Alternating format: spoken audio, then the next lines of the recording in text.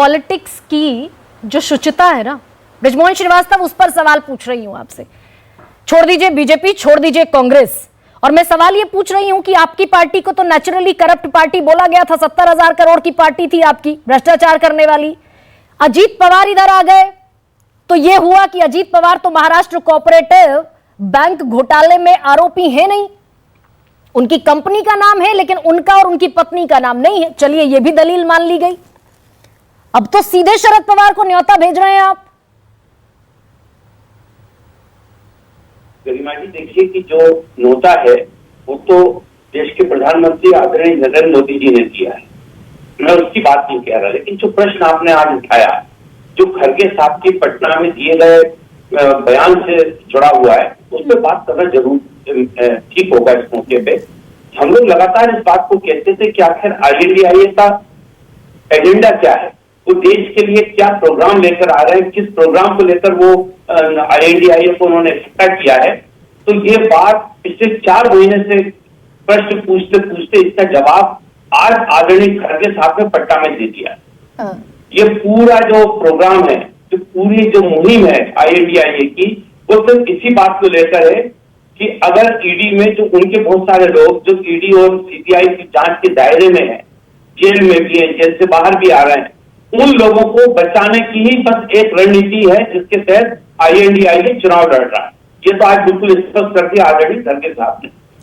बृजमोहन श्रीवास्तव, थोड़ा सा दिल पर हाथ रखिए ईमानदारी से और इस बात का जवाब दीजिए कि अगर इंडिया अलायंस भ्रष्टाचारियों को बचाने के लिए चुनाव लड़ रहा है तो आप भी तो सारे भ्रष्टाचारियों के लिए पलक पावड़े बिछाकर, दामन फैलाकर बैठे हुए हैं कि आए सारे भ्रष्टाचारी और इधर आकर सब पाक साफ हो जाए।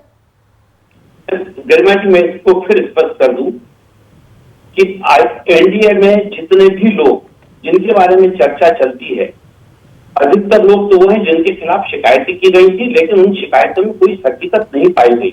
इसलिए जो जांच एजेंसियां वो भी मजबूर है उसको वाइंड अप करने के लिए, समरी लगाने के लिए, और कुछ जिनके ऊपर इस प्रकार के अभी कोई आरोप भी है, तो इसमें से किसी भी एक भी व्यक्ति के खिलाफ चलने वाली जांच को रोका नहीं गया है। और अगर आने वाले दिनों में उनके ऊपर कोई आरोप सिद्ध पाया जाएगा तो मैं सोचता हूँ कि आदरणीय नरेंद्र मोदी जी का बहुत स्पष्ट इस मामले में कहना है जीरो टॉलरेंस वाली बात।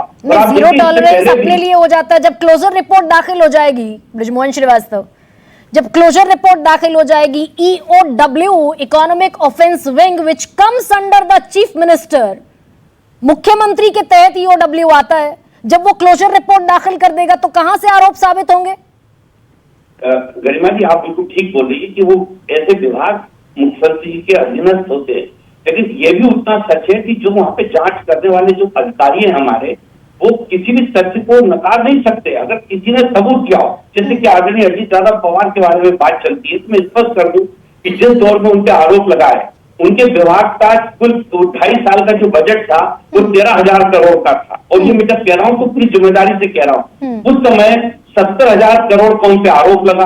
अब आप सब लोग आदरणीय प्रधानमंत्री के बयान की लोग जो है आदरणीय प्रधानमंत्री के बयान का हवाला देते, तो उन्हीं प्रधानमंत्री जी ने हम लोगों को अपने साथ जोड़ा भी। इसका क्या मतलब है कि अगर एक कोई बयान किया गया था उसमें अगर कोई हकीकत नहीं थी तो उसके बाद उन्होंने स्वीकार भी कर लिया। लेकिन ये कैसे होता है बृजमोहन श्रीवास्तव, ये कैसे होता है? दर्शकों को ये भी बताइए मेरे कि अजीत पवार की कंपनी का नाम ईडी की चार्जशीट में लिखा जाता है बाकायदा, और अजीत पवार का नाम नहीं होता। Company which is a non living entity, company का नाम है और कंपनी चलाने वाले व्यक्ति का नाम ईडी की चार्जशीट से गायब है। गरिमा जी, आप फिर इसको सुनिएगा। जो जिस बैंक घोटाले की बात चलती है उसमें कुल मिला के 70 लोग थे, 70 डायरेक्टर थे उस समय बैंक के, उनमें एक अजीत पवार साहब थे। एक, क्योंकि वो एक प्रमुख राजनेता है महाराष्ट्र के, तो इसलिए उनको लेकर सारी बातें उनकी इर्द गिर्द चलने लगती है, लेकिन हकीकत ये उसमें 70 लोग थे। और उसकी जांच, ये जो प्रकरण है, ये 27 साल के बाद इसमें क्लोजर लगा है, 27 ईयर। आप कल्पना करिए कि 27 साल में। बृजमोहन श्रीवास्तव बड़ा अनफॉर्चुनेट है, बहुत अनफॉर्चुनेट है जब हर गलत को सही साबित करने की कोशिश बतौर सत्ता पक्ष बतौर विपक्ष होती है। महुआ माझी मेरे साथ हैं।